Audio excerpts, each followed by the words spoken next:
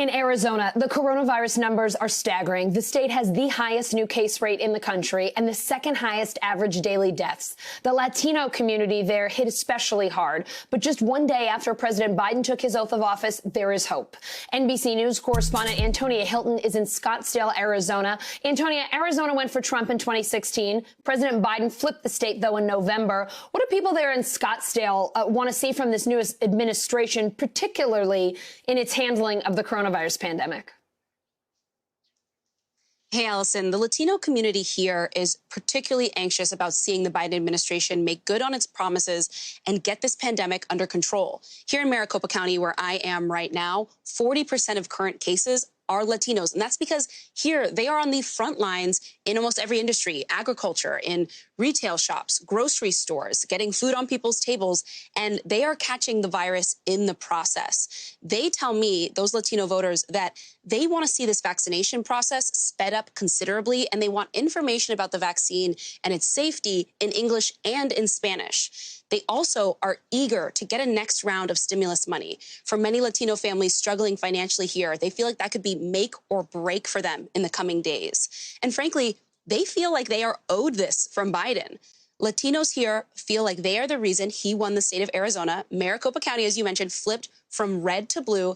And Latino activists here, they made phone calls, they knocked on doors, and they're the changing face of Arizona and certainly of the county seat here.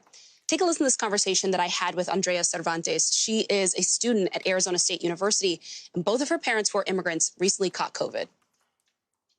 Wow, so they're really optimistic and hopeful for this administration, and I am too, but we just need to remember to hold these people accountable, because it feels like such a relief coming from this past administration to this administration, but I can't hope to feel that maybe something's going to go wrong. So really uniting here with the community and people that I've met and holding these people accountable is what I look forward to.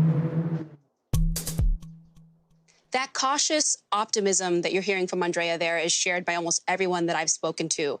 They say that Latino voters here, business owners, organizers, they are going to be watching the Biden administration very closely over the coming weeks and days, and they're going to be calling them out if they feel like resources don't come here and the pandemic, the circumstances of the pandemic don't change soon, Allison. So let me ask you this. Maricopa County tweeting about the vaccine rollout. It is recommended to get the second dose of vaccine 21 to 28 days after your first dose. But due to vaccine supply, this might not always be possible. Antonia, I understand the Maricopa Health Department gave you a no comment when you asked what they need for vaccine distribution from the Biden administration, but that the Phoenix mayor's office did speak with you. What did they say?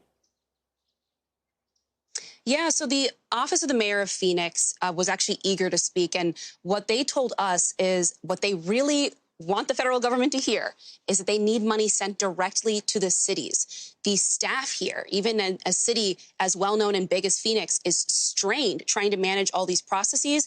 And in particular, what they mentioned was they really need support trying to give people rent and mortgage assistance. There are many families here that are unable to make those payments. And those financial challenges are directly related to job losses or hourly wage losses because of the pandemic, Allison. What else would the Latino community there like to see from the Biden administration? What else have you been hearing in your time there? Well, you know what I found interesting was almost everyone that I spoke to immediately brought up mask mandates, which, of course, has been at the top of Biden's mind as well. Because they're the frontline workers and they're in these shops, in these grocery stores, they are exhausted seeing people flout mask rules, come into their places of work without masks on, and expose them to the virus. They feel like they're the community that's getting disproportionately exposed and disrespected when people choose to not follow these rules. And then after that, after talking about the mask mandate, the vaccination process, they always bring up immigration policy, which, of course, the Biden administration has promised to take quick action on, but they're eager to see additional protections for migrant workers, new asylum policies here, as asylum has become almost impossible here in this country over the last several years. And then they also want to see a pathway for citizenship. Here in Arizona, many Latino families, they are of mixed status. And that means that some of these families have not been able to access federal aid, unemployment benefits, and they have children who are often citizens who, when their parents lose work, are not getting food on the table, not getting support. And they hope the Biden administration takes action to make sure that all of these families, all of these people are protected. Yeah, some really important stuff there. They have needs that are simply not being met. We'll see what happens with this next administration. Antonia, I have to tell you, you know that Vaughn Hilliard is often in Arizona, and we say it when he is there as well. You will never get a more beautiful background in a live shot than you get when you are in Arizona. Absolutely breathtaking. I know.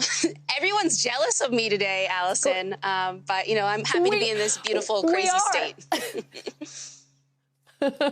Amazing. It's gorgeous. Thank you so much. Hey, NBC News viewers, thanks for checking out our YouTube channel. Subscribe by clicking on that button down here and click on any of the videos over here to watch the latest interviews, show highlights, and digital exclusives. Thanks for watching.